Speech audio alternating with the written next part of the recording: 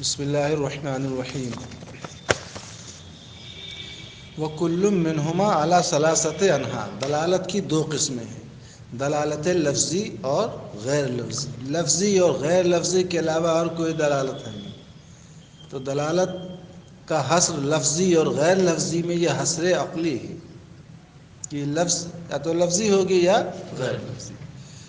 وَكُلٌّ مِّنْهُمَا عَلَى ثَلَاثَةِ أَنْحَاءٍ دلالت لفظیہ اور غیر لفظیہ میں سے ہر ایک کی تین قسمیں ہیں، تو لفظیہ کی بھی تین قسمیں ہیں اور غیر لفظیہ کی بھی تین قسمیں ہیں۔ تو یہ تین قسموں میں حصر جو ہے یہ حصر عقلی نہیں بلکہ حصر استقرائی ہے۔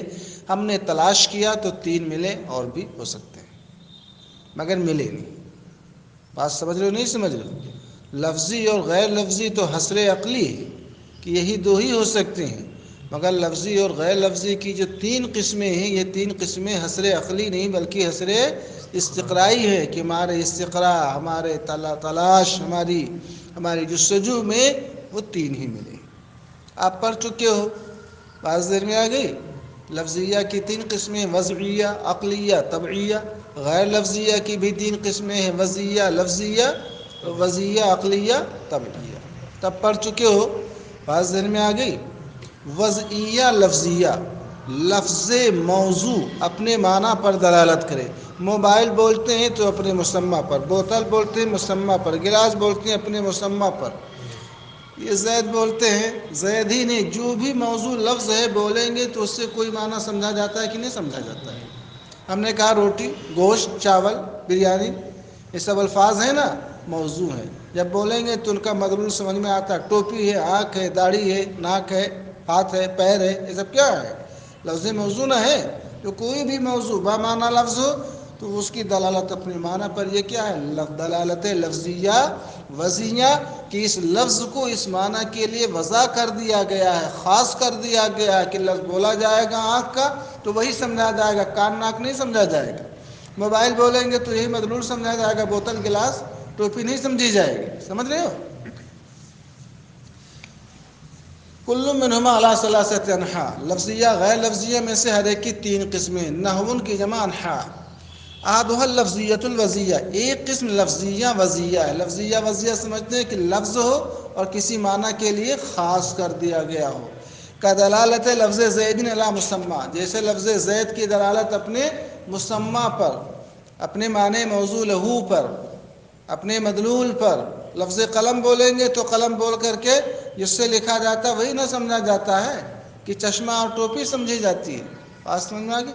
ایک مثال دی دی، کوئی شمار نہیں ہے مثالوں کی۔ بات سمجھ رہے نہیں سمجھ رہے؟ وثانیہ لفظیت الطبعیہ، اور دوسری قسم لفظیہ طبعیہ ہے۔ لفظیہ کہ کوئی لفظ جو ہے وہ طبیعت سے پیدا ہو، جیسے آدمی کو کھانسی آتی ہے، سینے میں تکلیف ہوتی ہے، درد ہوتا ہے تو نزلہ ہوتا ہے، مطلب کہنے کا مطلب یہ ہے کچھ نہ کچھ کوئی لفظ جو ہے طبیعت کی وجہ سے نکلے۔ بات میں آ گئی؟ کوئی طبیعت جو ہے کسی لفظ کو پیدا کرے۔ بات میں آ گئی؟ تو اس کو کیا بولیں گے؟ لفظیہ طبعیہ، کہ یہ لفظ جو ہے یہ اس کی طبیعت کی وجہ سے پیدا ہوا ہے۔ لفظیہ طبعیہ کا دلالت لفظ بضم الحمزہ و سکون الہاء، حمزہ کے ضمے کے ساتھ اور ہائے محملہ کے سکون کے ساتھ۔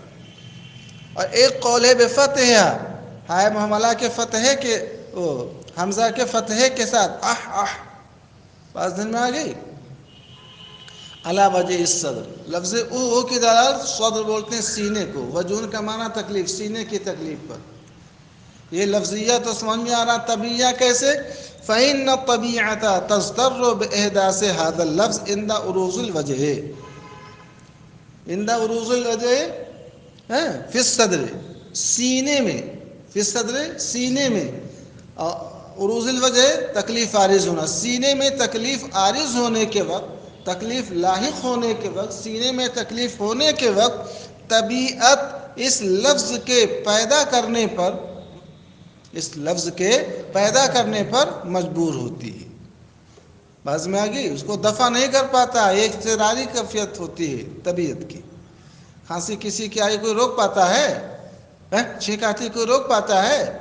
تو طبیعت سینے میں تکلیف عارض ہونے کے وقت اس لفظ کے پیدا کرنے پر مجبور ہوتی ہے۔ بات سمجھ میں آ گئی؟ اچھا، ثالثھا اللفظیۃ العقلیہ، تیسری قسم لفظیہ عقلیہ ہے۔ لفظیہ دلالت لفظیہ عقلیہ ہے، ان لفظ ہو مگر عقل سے اس کو ہم سمجھیں کا دلالت لفظ دہیز المسموع من وراء الجدار علی وجود اللافظ۔ زید کا الٹا کیا آئے گا؟ دہیز نہ آئے گا۔ زیدن ادھر سے پڑھو گے تو دہیزن، زید کا الٹا دہیز ہے نا۔ جیسے لفظ دہیز المسموع جو سنا گیا، کہاں سے؟ من وراء الجدار، ورا مانے پیچھے، آڑ کے، جدار مانے دیوار کے، جیسے دیوار کے پیچھے سے سنے گئے لفظ دہیز کی دلالت کس پر؟ علی وجود اللافظ۔ لافظ بولتے ہیں بولنے والے کے وجود پر۔ کیا مطلب؟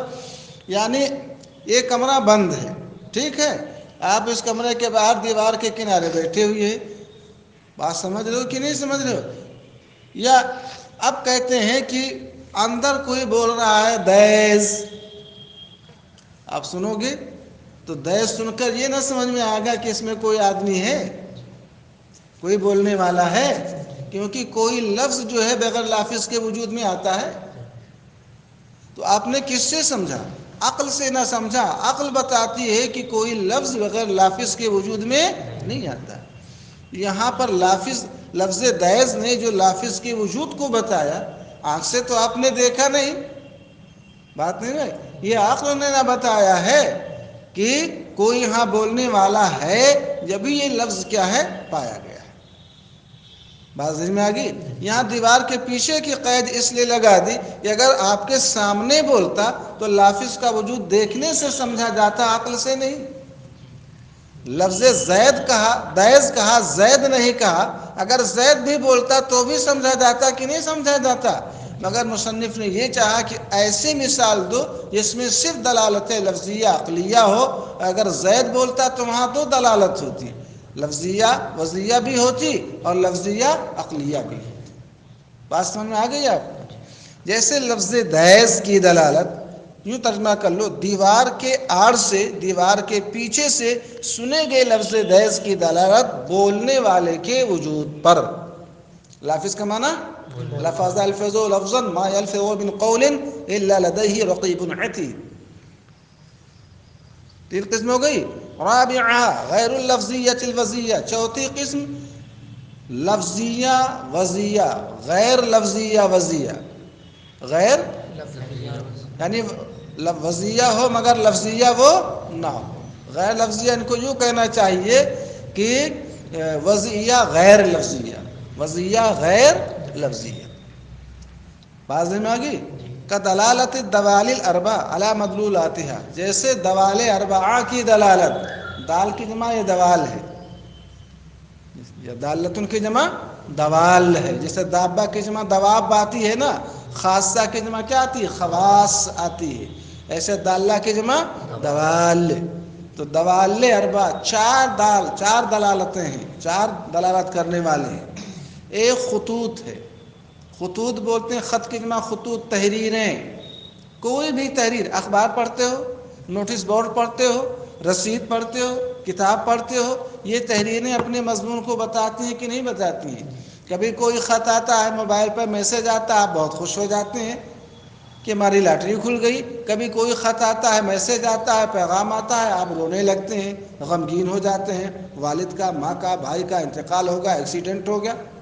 وہ تحریریں کسی معنی کو بتا رہے کہ نہیں بتا رہی ہیں؟ وہاں لفظ ہے، لفظ تو بولتے ما تلفظ بہ الانسان، انسان جس کو اپنی زبان سے ادا کرے، وہاں زبان سے تو کوئی بولنے والا ہے نہیں۔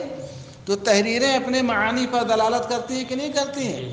آپ کوئی اخبار پڑھتے ہو، کوئی کتاب پڑھتے ہو، ناول پڑھتے ہو، افسانہ پڑھتے ہو، نوٹس بورڈ پڑھتے ہو، اسکرین پر لکھا رہتا ہے، دیکھتے ہو تو آپ کو سمجھ میں آتا ہے کہ ٹرین آ رہی ہے، اتنی لیٹ ہے، کس نمبر کی، کس پلیٹ فارم پر، یہ ساری چیزیں تحریریں بتا رہی کہ نہیں بتا رہی؟ تو تحریروں کی دلالت اپنے معانی پر، یہاں لفظ نہیں نہ ہے مگر وضع ہے کہ نہیں وضع ہے؟ وہ بات سمجھ گئے کہ نہیں سمجھ گئے؟ اور عقود بولتے ہیں عقود الانامل، انگلیوں میں جو 3 گرہیں بنی ہوئی ہیں۔ کبھی کہتے ہیں چائے لے آنا، اشارہ کر دیا ایسے، بات نہیں ذہن میں آ گئی، یا نہیں اشارہ کیا کتنے میں یہ سامان بیچا، تاجر بتا دیا، اب ان کا 1 روپیہ ہے یا 100 ہے یا 1000 ہے، بات نہیں ذہن میں آ گئی، ان کا اشارہ ایسے ہو جاتا ہے۔ تو انگلیوں کی گرہیں بھی جو ہوتی ہیں وہ کسی معنی کو، کسی مضمون کو بتاتی ہیں۔ تجار کبھی کبھی چادر کے نیچے ہاتھ پکڑ کر کے کتنے میں بے ہوئی تو انگلی پکڑ کر کے بتا دیا، کسی نے دیکھا نہیں، یہاں پر ایک معنی سمجھ گیا ہو مگر یہاں کوئی لفظ ہے۔ تو خطوط عقود، نصب کا مطلب راستے میں جو پتھر گڑے ہوئے ہیں، پتھر گاڑا جاتا ہے کہ نہیں گاڑا جاتا ہے، تو وہ گڑے ہوئے پتھر یہ بھی ایک معنی کو بتاتے ہیں کہ اس پتھر سے اس پتھر تک کتنا ہے، 1 کلومیٹر۔ میں نے بہت سی چیزیں بتاتے ہیں، پتھر ہی نہیں، بہت سے کبھی کبھی وہ لال قسم کا وہ لگا دیتے ہیں، بیریئر لگا دیتے ہیں۔ بیریئر لگانے کا کیا مطلب ہوتا ہے کہ جانا منع ہے۔ کبھی کبھی لکھ دیتے ہیں وہاں پر جو ہے وہ لال رنگ کا جھنڈا لگا دیتے ہیں، خطرے کی گھنٹی، اس قسم کا ہوتا ہے کہ نہیں ہوتا ہے۔ اشارات، ہم اشارہ کرتے ہیں ہاتھ سے، کبھی ادھر کبھی ادھر، کبھی ایسے کبھی چھڑی سے، بہت سے اشارے ہوتے ہیں، کبھی سر سے اشارہ ہوتا ہے، بات نہیں ذہن میں آ گئی، اور کبھی آنکھ سے اشارہ ہوتا ہے، مختلف اشارے، یہ اشارے بھی تو معنی پر دلالت کرتے ہیں۔ یہاں کوئی لفظ ہے، بات ذہن میں آ گئی۔ تو دوال اربعہ سمجھ گئے، دوال اربعہ یعنی خطوط، تحریروں، عقود یعنی انگلیوں کی گرہوں، نصب راستے میں گڑے ہوئے پتھروں، اور اشاروں کی دلالت کس کے اوپر، اپنے معنی پر۔ سگنل اٹھتا ہے گرتا ہے، اٹھنا گرنا یہ اشارہ بھی بتاتا ہے کہ ٹرین کے آنے اور نہ آنے پر۔ بات ذہن میں آ گئی۔ خامسها غیر اللفظیہ و طبعیہ، 5ویں قسم کیا، طبعیہ غیر لفظیہ۔ طبعیہ، طبیعت سے وہ چیز پیدا ہو مگر وہاں لفظ نہ ہو، کدلالت صحیل الفرس علی طلب الماء والکلاء، جیسے صحیل بولتے ہیں ہنہنانا، گھوڑا ہنہناتا ہے نا، تو گھوڑے کا ہنہنانا یہ دلالت کرتا ہے کس کے اوپر، پانی اور گھاس چارہ مانگنے پر۔ آپ بتاؤ، ہنہنانا دلالت کرتا ہے کس چیز پر، ایک معنی کے اوپر کہ یہ پانی مانگ رہا ہے اور چارہ مانگ رہا ہے۔ یہاں کوئی لفظ ہے، لفظ نہیں نہ ہے، مگر ہنہنانا ایک طبعی شے ہے نا، جب بھوک پیاس لگتی ہے تو ہنہناتا ہے۔ بات ذہن میں آ گئی۔ ایسے نبض بتایا تھا میں نے آپ کو، تیز چلتی ہے، نبض کا تیز چلنا یہ بھی دلالت کرتا ہے بخار کے اوپر۔ بات سمجھ گئے کہ نہیں سمجھ گئے؟ یہ کیا ہے، لفظیہ ہے، یہ طبعیہ غیر لفظیہ، یہ طبیعت کی وجہ سے نشے ہے۔ ایسے چہرہ کا سرخ ہونا شرمندگی پر، زرد ہونا خوف کے اوپر، یہ دلالت کرتا ہے، یہ سب طبعی چیز ہے مگر یہاں لفظ ہے۔ بات سمجھ میں آ گئی؟ بہت سی مثالیں ہیں۔ سادسها غیر اللفظیۃ العقلیہ، 6ٹھی قسم کیا ہے، عقلیہ غیر لفظیہ، عقلیہ ہو وہ لفظیہ نہ ہو۔ کدلالۃ الدخان علی النار، جیسے دھوئیں کی دلالت آگ پر۔ آپ دھواں دیکھتے ہو تو اس سے کیا پتہ چلتا ہے وہاں آگ ہے، دھواں بغیر آگ کے ہوگا، دھواں بغیر آگ کے ہوگا؟ تو آپ بتاؤ، یہاں دھواں آگ پر دلالت کرتا ہے، یہاں نہ لفظ تو ہے نہیں، اور یہ وضعی بھی نہیں ہے، اور یہ طبعی بھی نہیں، بلکہ کیا ہے، عقل ہے۔